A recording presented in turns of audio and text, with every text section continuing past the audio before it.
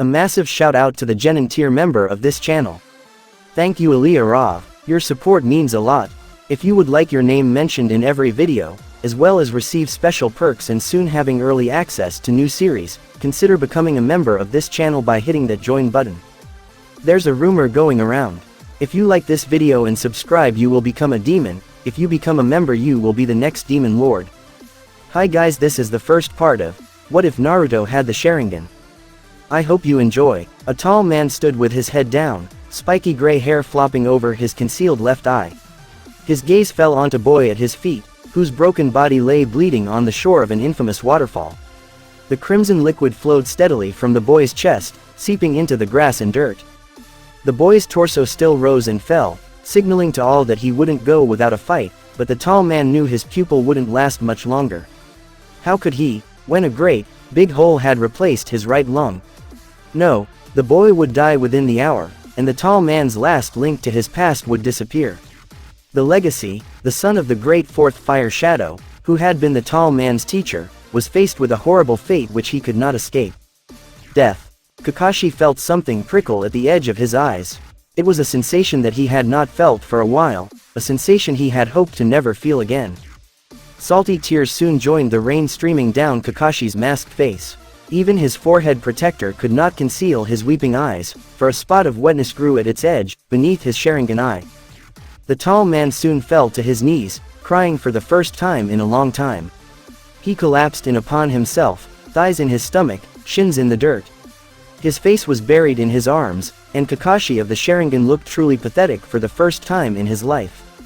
The thunder above his head hid his anguished cries, but Kakashi paid it no mind. He had lost one of the most precious people he had ever had. His last link to his old team, save his Sharingan, would soon be gone for good. Kakashi suddenly reared up, faced towards the weeping clouds. He took a deep breath, then showed the world how upset he was. He screamed to the sky, releasing pent-up angers and sorrows.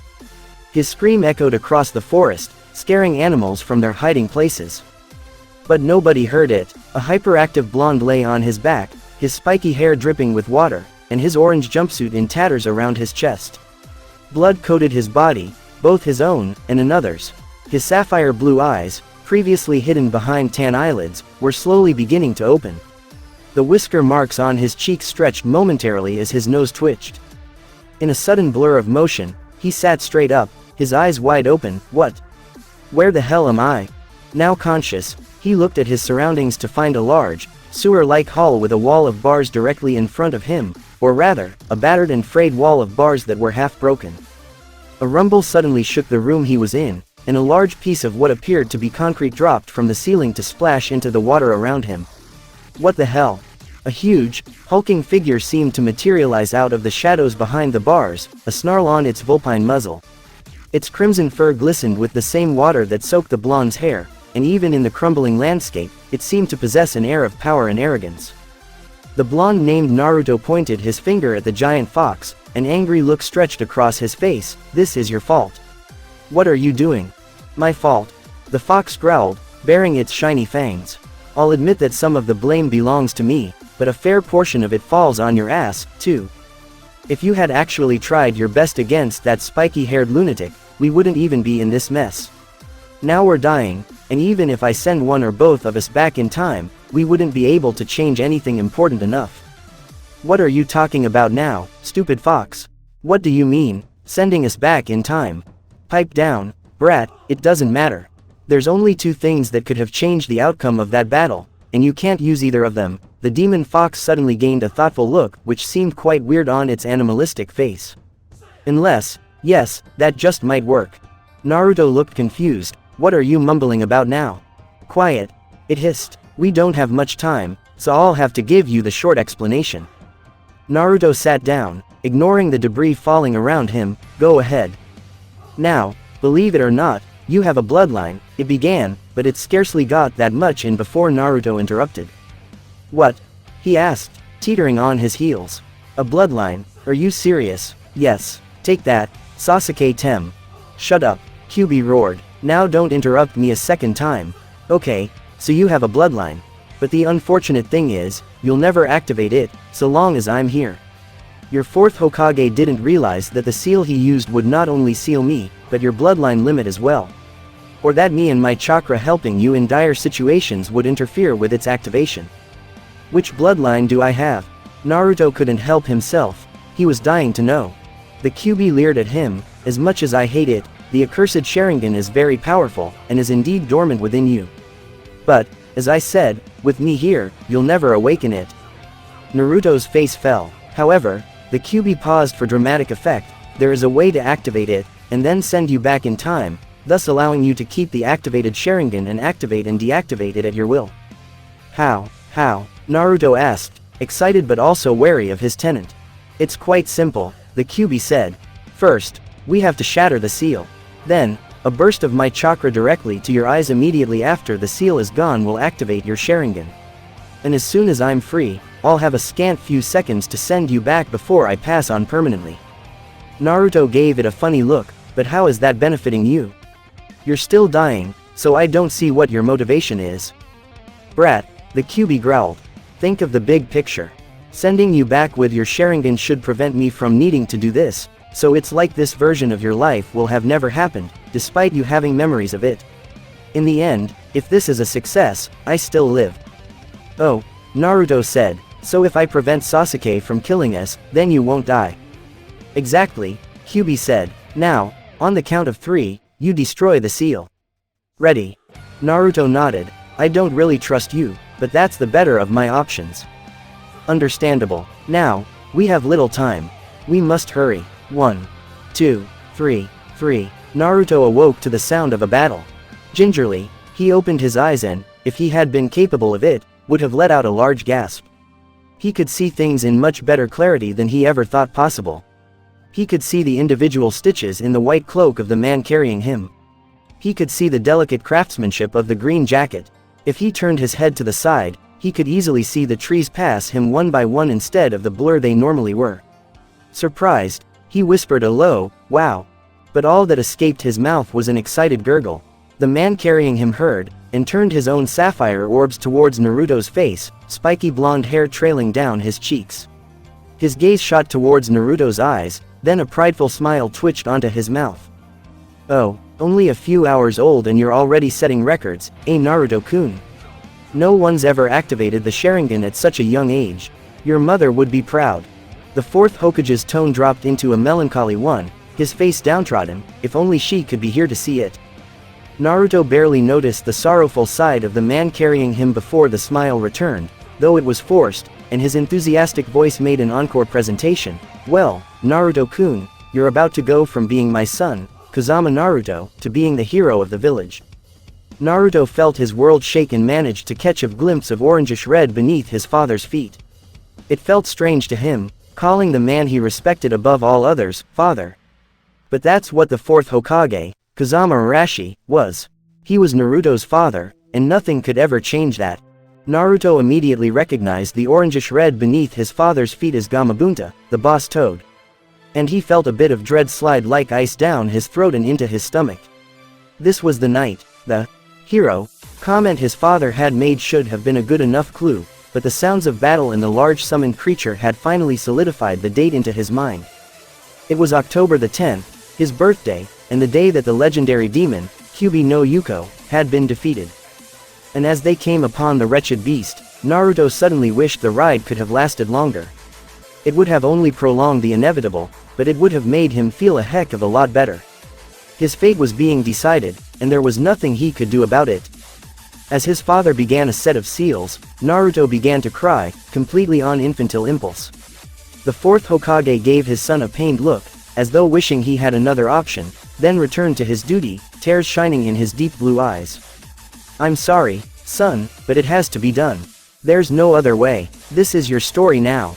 Then, for a second, as the Shinigami ripped the Kyubi's soul from its body and stuffed it into Naruto's, there was silence. There was a long pause in everything. Kyubi's corpse stood stock still. The Yondaime, the fourth Hokage, only watched his son in the last moments of his life. The ninja of Konoha held their breath. Then it all came crashing back down as the fourth's body collapsed and an overwhelming pain racked Naruto's body. He could sense his Sharingan fade as the nerve endings in his stomach lit on fire, fueling the agonized cries bursting from his mouth. Then, everything went black. For the first 5 years after the Kyuubi's attack on Konoha, many of the villagers called for Naruto's death. On multiple occasions, drunken civilians had attacked him, ranting about ridding the village of the demon once and for all. The third Hokage, though he would never grant their wishes, could do nothing to protect the blonde-haired demon vessel. Konoha ninja that had witnessed the attacks had never interfered, simply because they had never had to. Every attack was foiled and turned out to be a complete failure. Naruto was still treated poorly, and still could only afford ramen, but his injuries had been avoided simply by not being there. For the most part, his life was going as it had originally, with only a few major differences. 1. Naruto had the Sharingan, and would often watch other ninjas, including Hatake Kakashi and the Uchihas, as they practiced. With his Sharingan, he could copy some of the moves and jutsu they used. His repertoire of ninjutsu had vastly increased compared to his previous life, and he had new moves and jutsu that he could use in the more difficult parts of his life. Shunshin body flicker was a particular favorite of his. It made an excellent escape, even if it was very draining. Second, he knew the future, so he could prevent the more horrible events from happening, ones that he had the power to change and influence, anyway. This would come especially in handy with such things as his graduation and the Chunin exams. He knew he couldn't do anything about the Uchiha massacre or Sasuke receiving the curse mark that Orochimaru called the Heaven Seal, or the third Hokage's death. But he could prevent Sasuke from running away and the death of the mist duo known as Haku and Zabuza. Third, he knew about the Kyuubi, so he had even more reasons to prank the villagers. Many of the more vocal death callers, in other words, the people who had appealed for his execution, were already on the receiving end of almost malicious pranks. And he foresaw many more humiliating pranks in Konoha's future. Not to mention the level of training it gave him.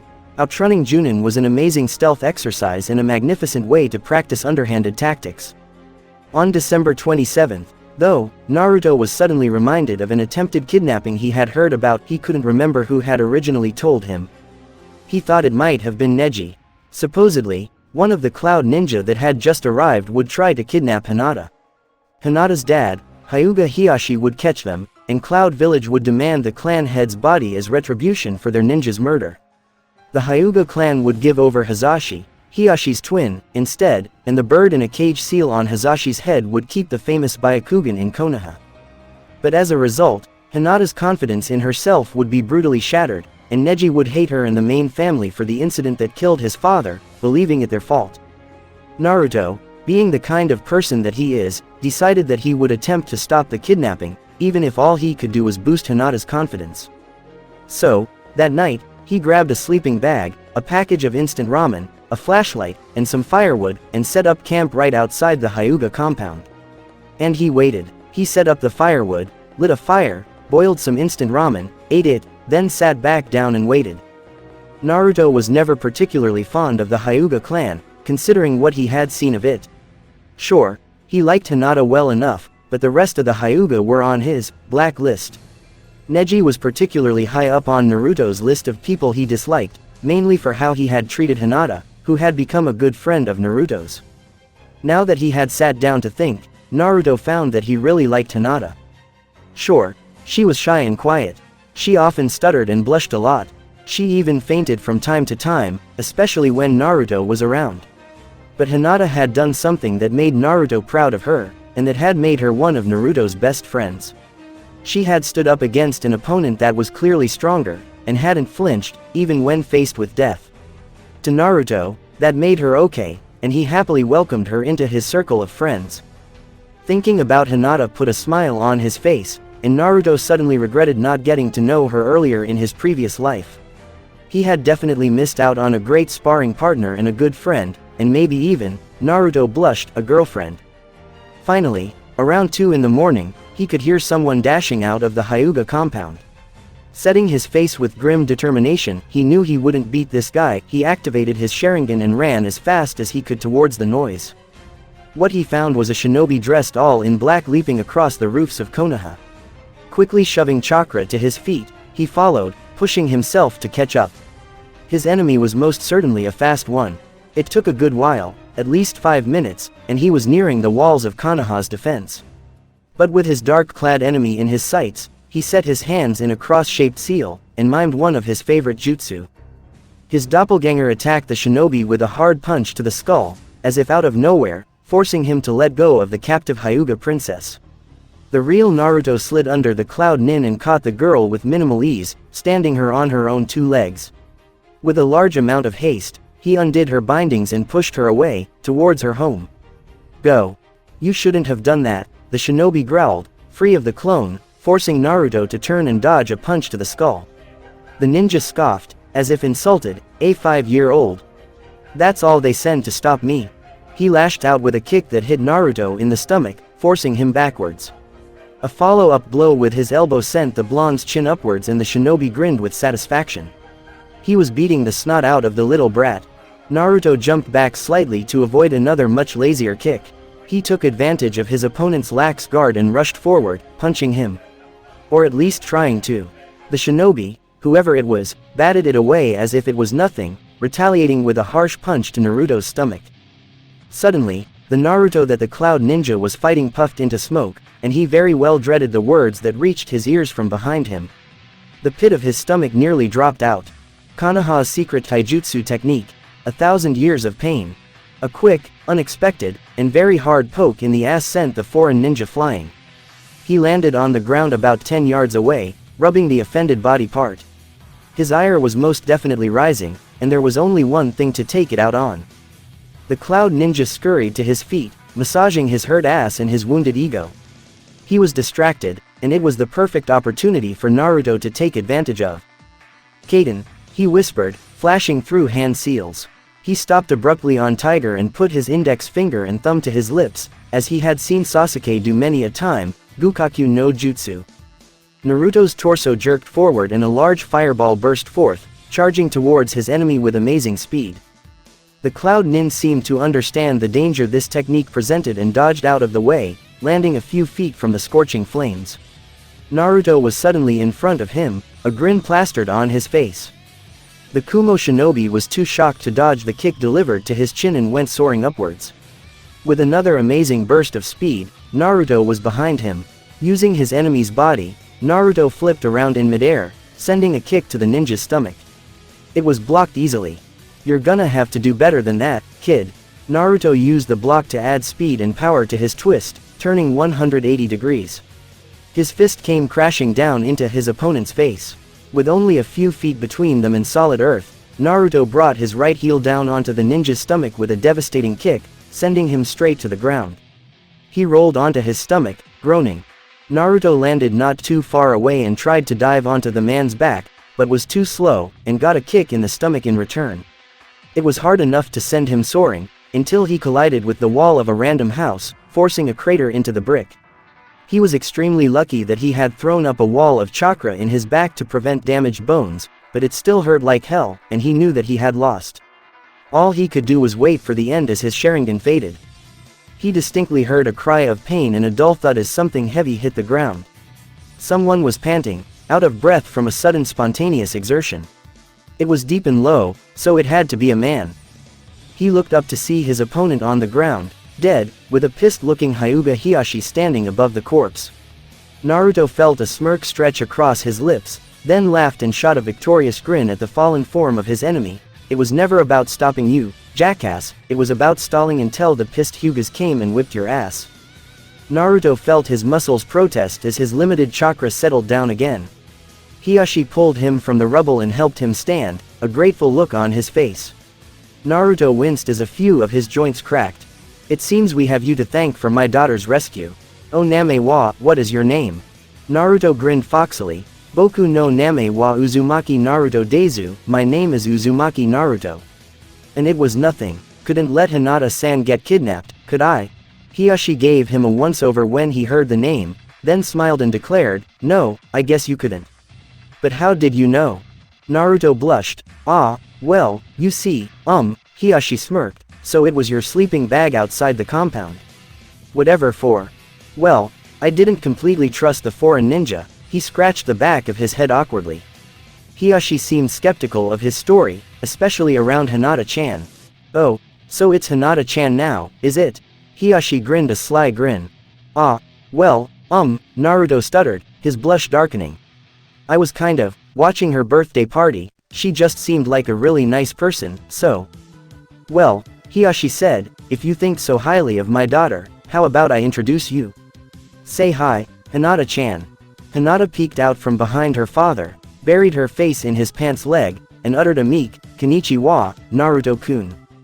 Naruto grinned, despite the bruises, konbanwa, Hinata-chan. Good evening. An awkward silence befell the group, and Naruto suddenly wished he could disappear. But he knew that the Hyuga clan was very formal, and that him disappearing would be very suspicious. Hiashi was the one who finally broke the silence. Well, Naruto-san, what do you say we take you to the Hyuga infirmary to get patched up? Naruto did a short bow. Arigato, demo, thank you, but I heal very quickly. These bruises will be gone by morning. Truly, I am very grateful for the offer, Hiashi-sama, but I must decline. Well, if you insist. As Hyuga clan branch members flooded the area, Hiashi turned around and prepared to walk home. I hope to see you again, Naruto-san. Oyasumi Nasai, good night. Hiashi started walking. Hinata, whose gaze was still on Naruto, stayed where she was. A blush spread across her face, and she suddenly dashed forward, planting a soft kiss on Naruto's cheek. With a soft, Oyasumi Nasai, Naruto-kun, she rushed to catch up with her father. A goofy grin spread across his face as Naruto waved. Then, before the branch member's eyes, he disappeared in a flicker of yellow, Shunshin no Jutsu, people, not Hiraishin. The aftereffects of his meddling soon became obvious to Naruto. With his father dead, Neji loathed the main branch even more. And this time, he loathed Naruto for his part in the Cloud Ninja's death. Hinata was slightly bolder, but she still blushed and stuttered around Naruto. He had no idea why. Hiashi treated Naruto with the utmost respect every time Naruto visited Hinata. Naruto and Hinata were probably the only ones keeping Hiashi sane after his wife died giving birth to Hinata's little sister, Hanabi. With his wife and brother dead, his nephew Neji thirsty for his blood, and the clan council trying to dictate his every move, Hiashi found it difficult to keep a lid on his quickly shortening temper. But with Hinata's kindness, and Naruto's happy and easygoing attitude, he managed to keep himself in check. On his 6th birthday, Naruto received 3 gifts in all.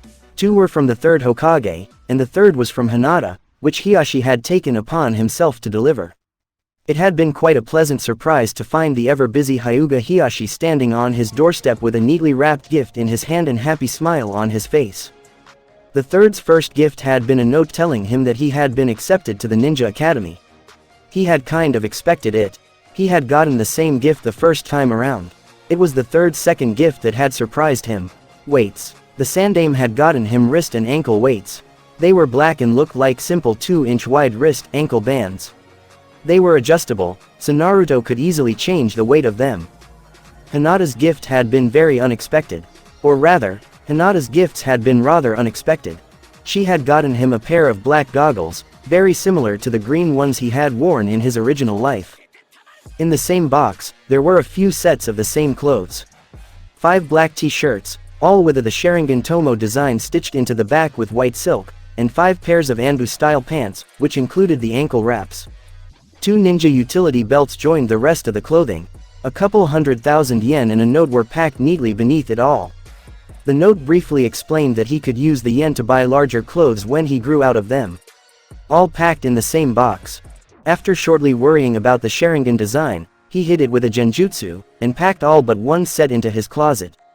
It was as he was nearing his 7th birthday that Naruto was feeling a bit nervous and on the edge. The Uchiha massacre was set to happen soon, and he knew he couldn't do anything about it. Regardless of that, he had taken to following Sasuke home every day. He knew he couldn't defeat Itachi or stop the massacre, but he would be there to pick up the pieces when it happened. It was a dark, Halloween night when the devastating bloodbath occurred. Upon sighting the first body, Naruto had found the best hiding spot he could, and waited for the events to unfold. He cringed with every scream, knowing that Sasuke was suffering at Itachi's hands. He winced at Itachi's cold voice and flinched when an agonized cry tore through the night sky. He stiffened as he saw Itachi dash by, headed for Konoha's outer walls. He waited, and as soon as he was sure the Uchiha murderer had left and was far enough away, he moved from his hiding place and cancelled the genjutsu hiding the design on the back of his shirt. Very carefully, he crept towards the sound of pitiful crying. The bodies littering the ground made it hard for him to walk around, and his nose stung with the coppery scent of blood, but he walked on, careful not to disturb the corpses beneath his feet. He found the source of the weeping curled up in front of an Uchiha home, soaked with blood not his own.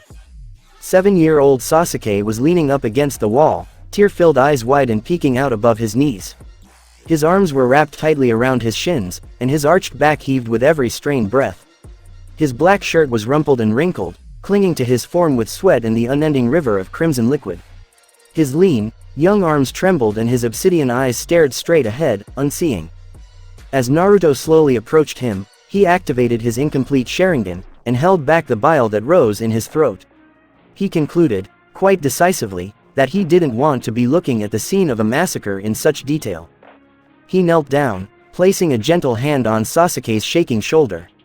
Sasuke's head whipped around, and his eyes focused on Naruto with light speed. Naruto noticed the frightened look in Sasuke's eyes and quickly turned off his Sharingan. He sighed in relief as the darkness hid the majority of the massacre. "Hey," Naruto whispered, shaking Sasuke lightly, "let's get out of here." Sasuke didn't move. "Are you Uchiha?"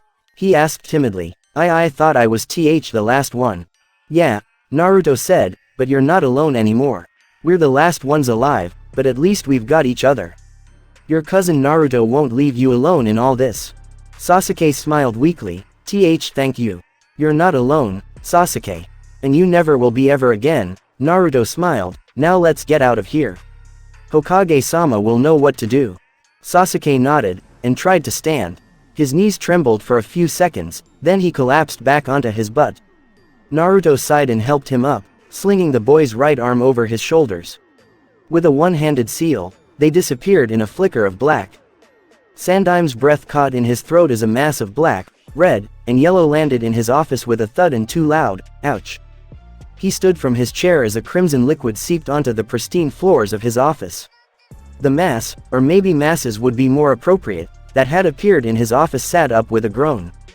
A blonde-haired boy rubbed his head, grinning at the old man. "Hey, Oji-san." Hokage-sama," Sasuke stuttered. Sandaime sighed. "Naruto, what brings you here?" Naruto pulled up 2 chairs. He sat Sasuke down in one and sat in the other himself. "The rest of the Uchiha are dead. I witnessed Uchiha Itachi leaving the scene of the crime. When I heard the sounds of distress, I investigated and found Sasuke-kun suffering from severe mental trauma." Sandaime blinked as his mind registered the information. Then it sunk in just what he had said, and his face turned serious. "Where?" "The Uchiha compound," Naruto said, suppressing a shudder. "There are bodies everywhere." Sandaime turned on the intercom and spoke to his secretary, sending Kakashi. The third sat down again and waited, his hands folded in front of his mouth. Sasuke drifted off to sleep, still covered in blood, but comforted by his cousin's presence. Naruto fidgeted, impatient. Finally, after 15 minutes, a dog-masked Anbu walked through the door. He strode up to the third's desk and bent forward at his midsection. "You called, Hokage-sama?" Sandaime nodded. "Yes, Kakashi. Naruto-kun here," he motioned towards Naruto, "has just brought me the most disturbing news. It seems that Uchiha Itachi has massacred his clan. Sasuke-kun," his hand pointed at the sleeping boy, "is reported to be the only survivor." "No, he's not," Naruto said, his eyes closed. They opened slowly, revealing 2 red orbs swirling with the Sharingan. "My mother's heritage marks me as an Uchiha as well. I am the second survivor of this genocide." "When?" Sandaime stuttered. "How?" Kakashi asked. Naruto sighed, dredging up the lie he had prepared. "The events of my mother's death caused me emotional stress. Even at such a young age, I seem to understand the depth of the situation. The addition of the burden my father placed on me on the same day, mere minutes later, forced me into a sort of panic. My Sharingan activated as a result of that stress, and, until that overwhelming pain of the seal knocked me out, I could see with much more clarity. It's why I can remember that night so well." "How often did you use it?" Sandaime asked, leaning forward. "Every day, when no one was noticing.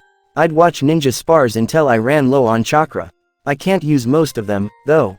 Don't have enough chakra." Kakashi snapped his fingers in an, "I get it. Way, so that's why the villagers had such a hard time catching you."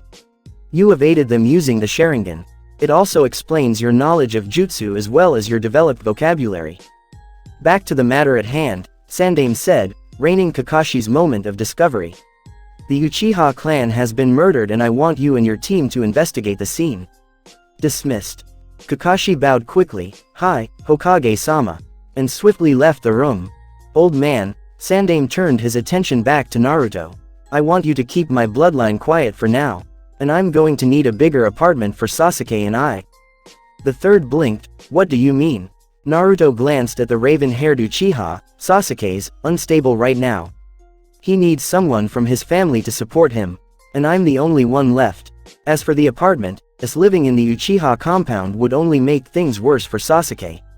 It would imprint bad memories in his mind and he'd relive this horrible event every day. It'd be better if we just found a big enough apartment." Sandaime nodded, "I understand. I'll have one for you tomorrow. For now, you can sleep here. I'll stay all night to watch over you." Naruto nodded as the old Hokage buzzed his intercom. "I'm going to need a few futons in here. I'll also need 3 blankets and 2 small yukata." "Hi, Hokage-sama," the secretary replied. The old man shook his head, a smile twitching on his lips. "Despite the situation, you'll make a great Hokage someday, Naruto." Naruto grinned foxily, "I know." The next 5 years went by in a flash for Naruto, and as he looked back on it, he found he was quite content with the results of his meddling. Granted, Neji was worse off this time, and the Uchiha clan was still down to 3 members, but, overall, things had taken a turn for the better. Hinata was still quite shy around Naruto, and she blushed and stuttered very often. But being friends with Naruto had made Hinata a stronger person, and Naruto easily noticed how much more powerful she was during their spars. She had come very far with her Juken, and had started working on the Kaden when she turned 11. Naruto was very eager to train with her so that he could eliminate her chances of losing to Neji. They were the best of friends, though Naruto felt oddly happy and lightheaded every time she smiled at him.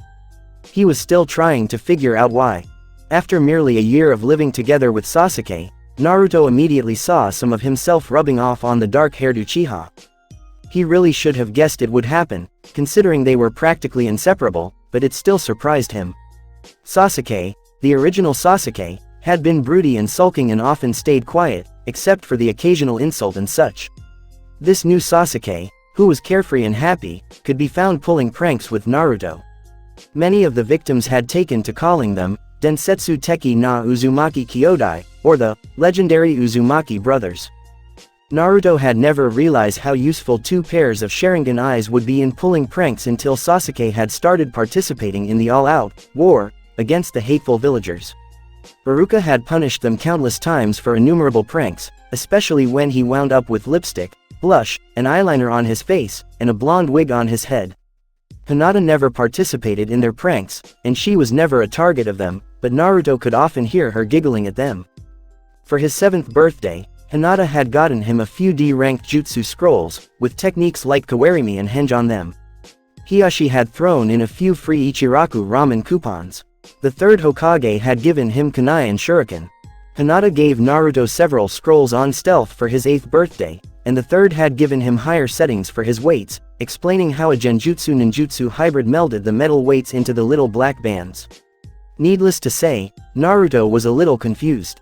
For his 9th birthday, Sasuke had taken Naruto into the Uchiha compound to find the traditional jutsu scrolls. They had been most successful.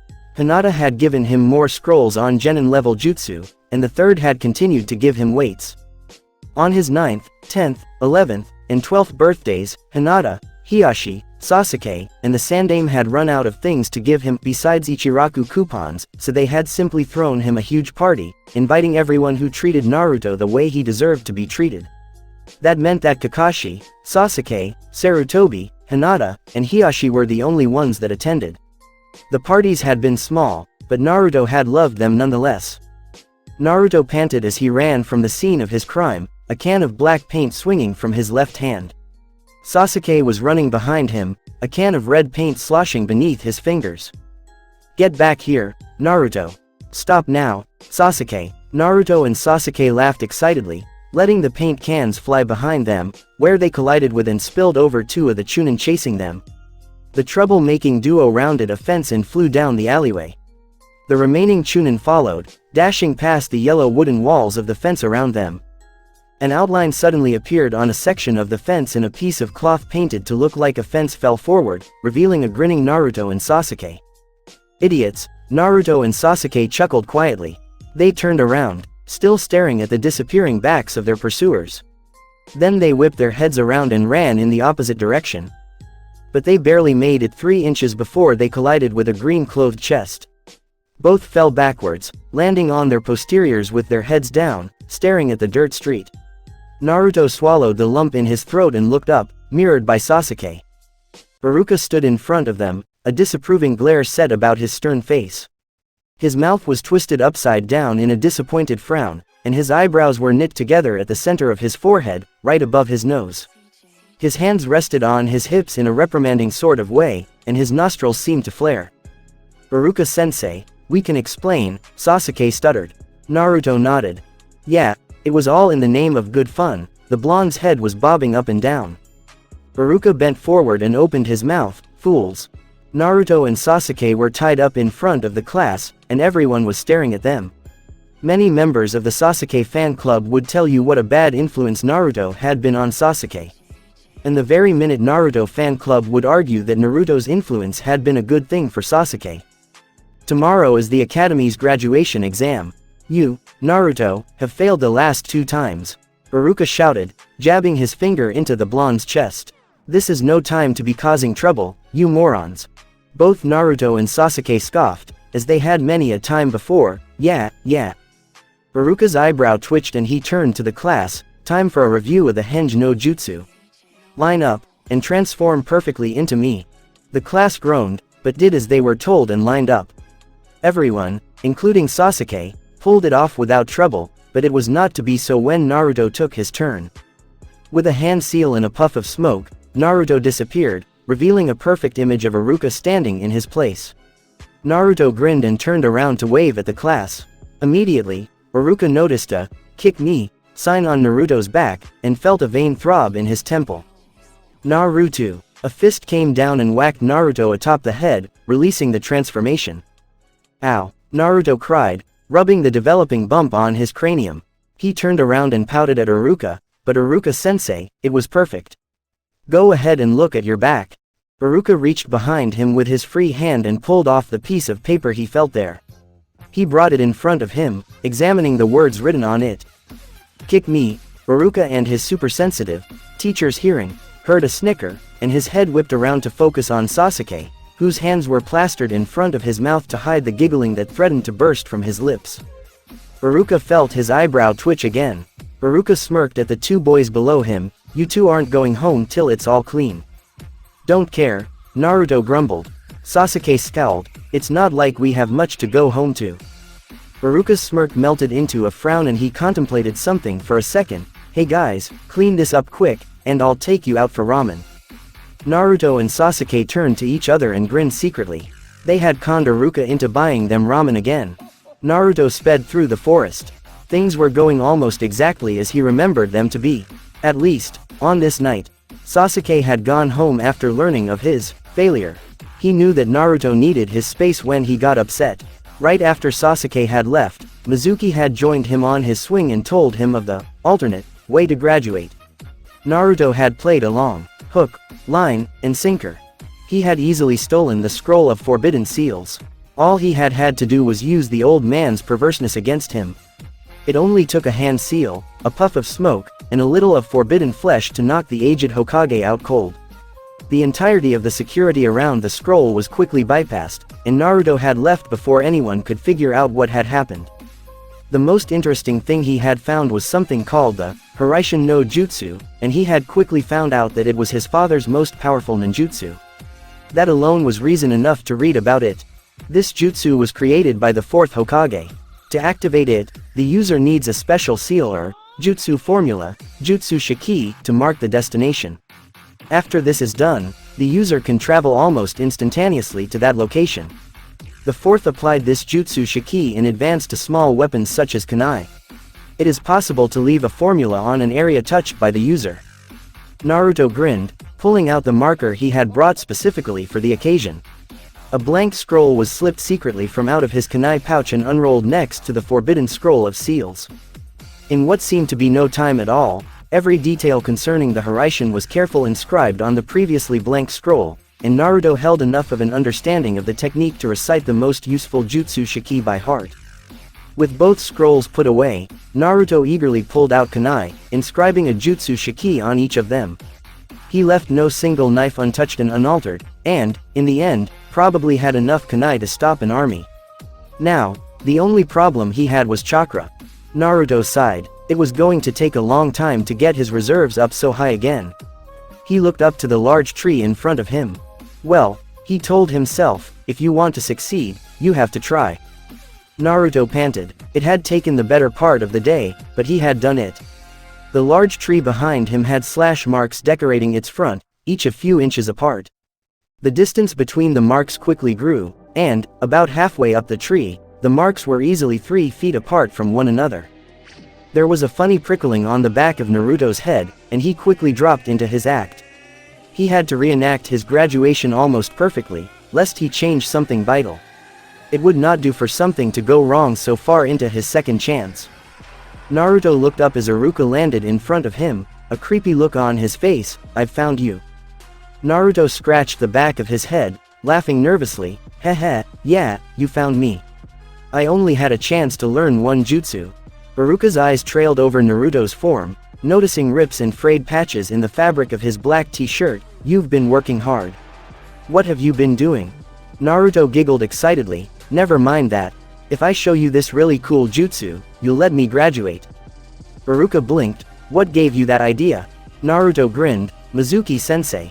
Naruto patted the large scroll on his back. He also told me where to find this scroll.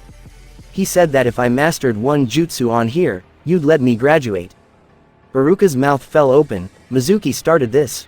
A whooshing sound fell unto their ears, and a barrage of kunai fell upon them as if on cue. Naruto, as prepared as he was, could not prevent Iruka from pushing him away and taking the blow for himself. Iruka raised his arms to defend himself and was pushed against the hut by the rain of throwing knives. A soft rustle of leaves brought everyone's attention to the other end of the clearing, where Mizuki sat on a branch. A smirk was plastered to his lips and 2 large shuriken were strapped to his back. The super-sized throwing stars clanged lightly as he let out a dark chuckle. Good job finding him, Iruka. I see, Iruka spat, tugging a kunai from his shoulder. So that's what's going on. Naruto. Mizuki's malicious smile disappeared. Give me the scroll. No matter what. Iruka pulled another knife from his shoulder. Naruto, don't give him the scroll. He used you to get his dirty hands on it. An evil grin stretched across the silver-haired man's face. Naruto, Mizuki said in a sing-song voice, there's no point in you having the scroll, let me tell you the truth. No, Mizuki, Iruka shouted in protest. Don't. Mizuki's smirk widened into a maniacal grin and his voice was slightly giddy. 12 years ago, the demon Fawkes Kyuubi was sealed. And ever since that event, a new rule was created, a rule that everyone knows but you, because, Naruto, you were never meant to know it. Oh, Naruto asked, eyes icy blue. What rule? That no one is allowed to speak of the fact. Mizuki's eyes widened excitedly. That you are the 9-tailed demon fox that killed Iruka's parents and nearly destroyed the village. You were sealed up by the Hokage you admire. Mizuki's voice rose. And everybody hates you. Naruto snorted, ruining Mizuki's speech. You're full of it. You think I didn't know about the demon? Mizuki's face grew confused. Huh, Naruto chuckled. I've known about the demon fox since forever. I mean, it's kind of hard to ignore a seal stuck to your stomach, isn't it? But, Mizuki stuttered. No, Naruto shook his head, hands on his hips. The question is, what do we do with you? What? Mizuki asked, alarmed. Naruto snapped his fingers. Ah, I know. A cross-shaped seal later, and a couple hundred shadow clones surrounded the clearing. Each of them was grinning, eyes closed mischievously. They were there to prevent Mizuki's escape. The original blonde used the traitor's distraction with his doppelgangers to call upon a fraction of the Kyuubi's Yuki. It sparked through his system, helping to replenish his own chakra. It helped restore his energy reserves and he felt much better than he had 5 minutes ago. With most of his chakra back, Naruto's hands slipped through 4 hand seals. Chakra soon gathered around his right hand, and Naruto grasped his right forearm with his left hand. The chakra peeled off his skin in fiery waves. Taiyushin Ito Tansen, Naruto whispered. The chakra fluctuated, changing to a deep, burning red. The new flames crackled, but Naruto's body remained untouched by their intensity. Mizuki backed away into the awaiting grasp of two Naruto clones. He could do nothing to stop them from grabbing his arms and keeping him pinned to his position. Naruto's icy gaze bore into Mizuki's eyes. You have endangered the life of a Konoha shinobi. You have threatened the safety of the village itself. You have turned traitor and abandoned your country. Now I am your judge. I am your jury. I am your executioner. Fear crept onto the traitor's face, and no. Why you're the dead last. Naruto's flaming fist crashed into Mizuki's chest, burning away his shirt and flak jacket. The flames exploded outward, burning skin and cloth away from the man's torso. In a matter of seconds, the only clothing on the rogue ninja's body were the sleeves of his shirt and his pants. Charred skin lay where the rest was supposed to be. Mizuki screamed and fell backwards, dead to the world. Naruto wiped the sweat from his brow as the fire disappeared. In a disinterested tone, he added, the damage to your skin isn't nearly as bad as it feels. The blonde ninja turned and swaggered back to Iruka as his clones disappeared, a smile on his face. Are you okay, Iruka-sensei? Iruka smiled back. Close your eyes, Naruto. Naruto closed his eyes and held his breath, his heart beating erratically. He could feel his goggles being pulled from his head, then a piece of cloth being tied above his eyebrows. He couldn't help the grin that stretched across his face. Okay, Iruka said, you can open your eyes. And, congratulations on graduating. Naruto felt his eyes water, despite knowing that he was going to graduate anyway. Tears trickled down his cheeks and he threw himself into Iruka's arms. Iruka-sensei. Naruto was in a place he quite easily recognized. It is kind of hard to forget about it when it's the place where your inner demon lives, isn't it? The blonde ninja waded quickly through the flood, water sloshing about his knees. He ignored each door and alternate hallway he passed. He knew where he was going, and could find his way even without the ominous red glow. When he came upon his destination, he drew in a breath and passed into the large cavern, preparing himself to meet the great Kyuubi for the first time.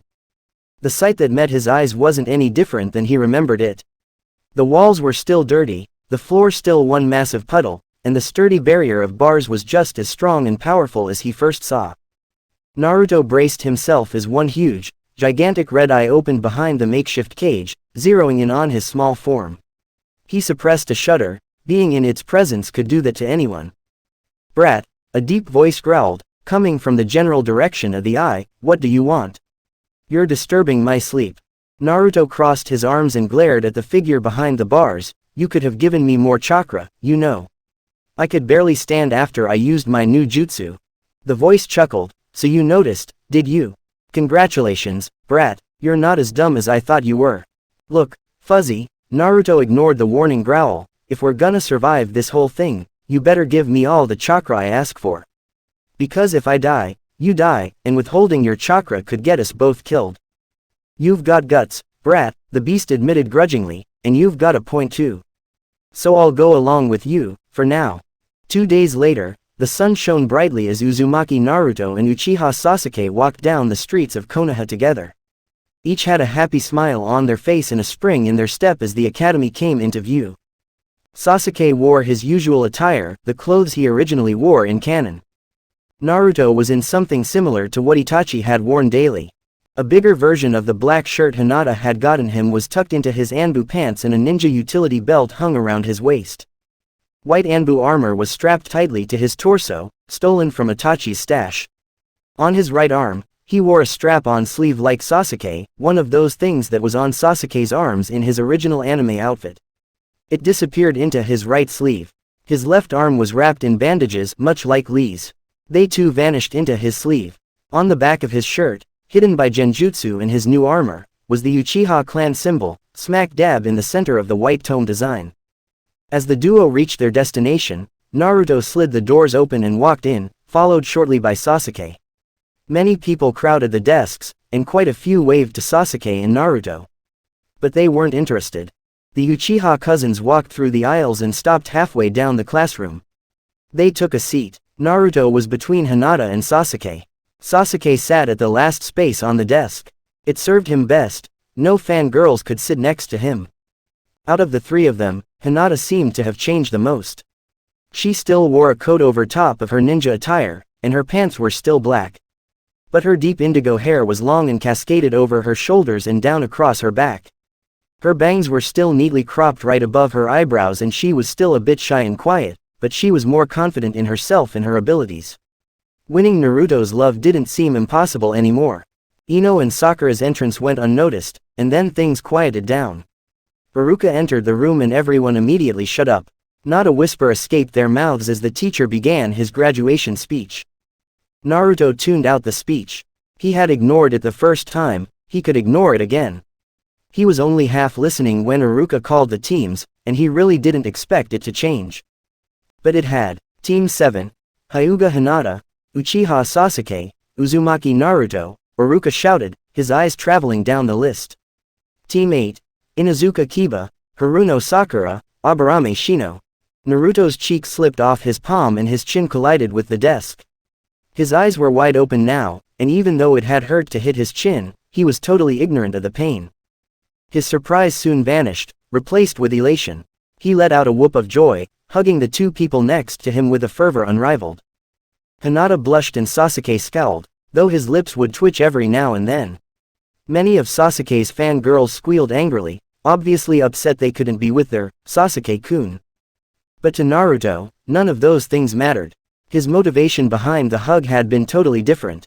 Fate had changed, and this time, it was for the better. Naruto hit a gulp as the killing intent of multiple fangirls rested onto him and Hinata. Maybe, though, it was for the worst. 3 hours had passed since lunchtime, and only Team 7 was left sitting in the lonely classroom. Naruto had his head resting on his arms, a bored look on his face.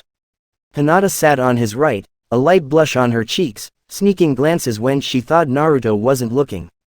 Sasuke sat on Naruto's left, eyes half closed with his chin resting in his right palm.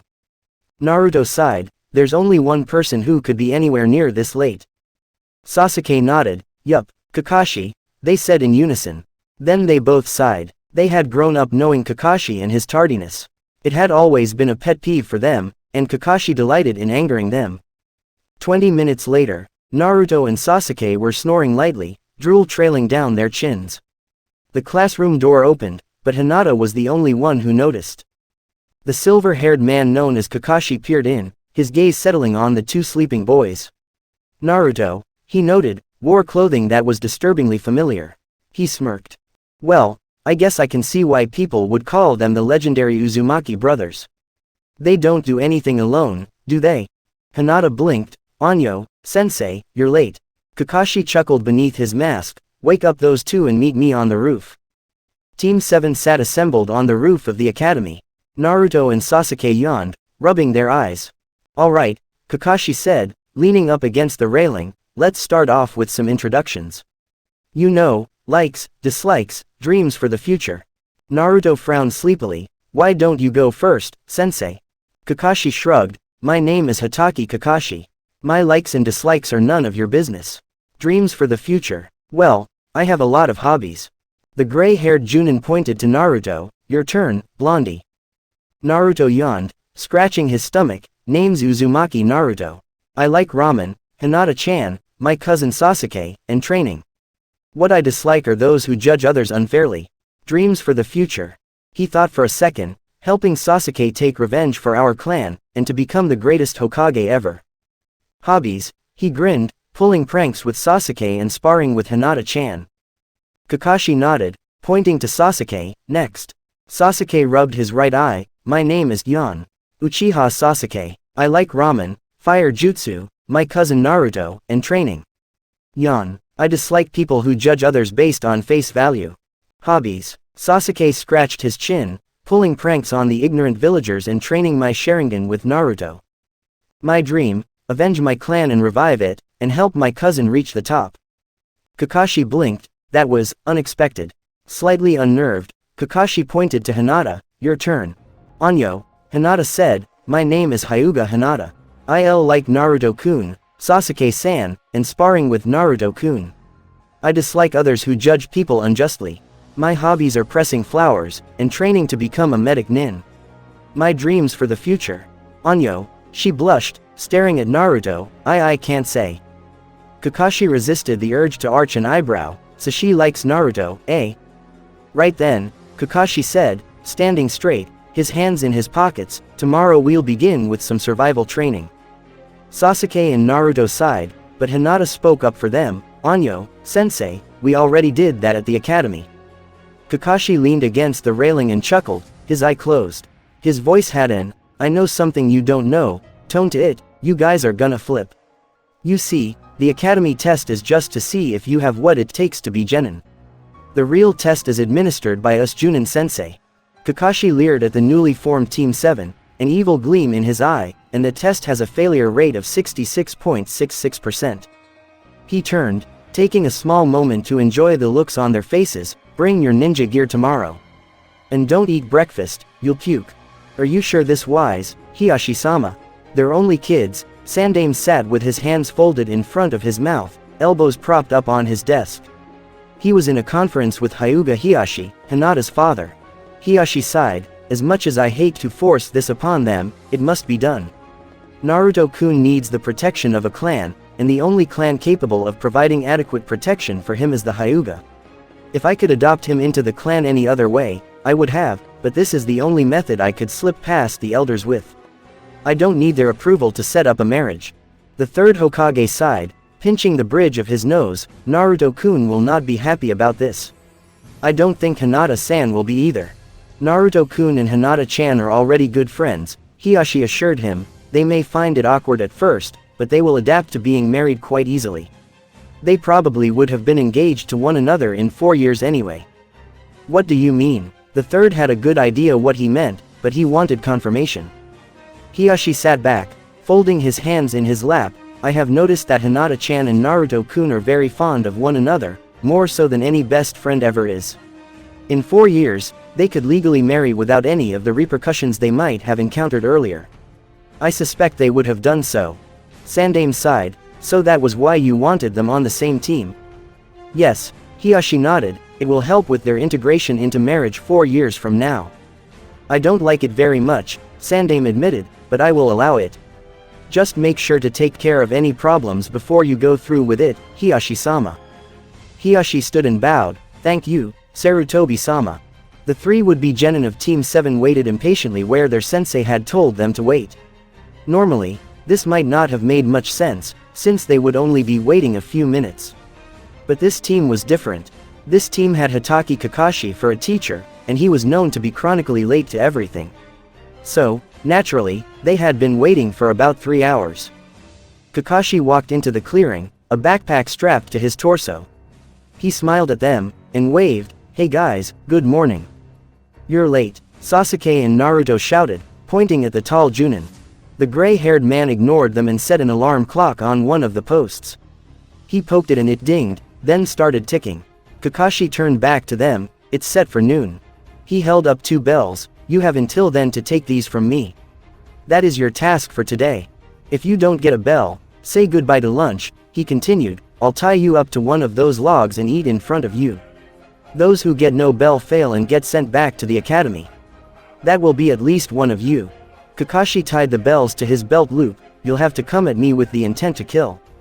Ready? He paused, set, go. The 3 genin all jumped away, kicking up a cloud of dust, except Naruto. Kakashi's sweat dropped, you're an odd one. Naruto chuckled, the only thing odd here is your hair.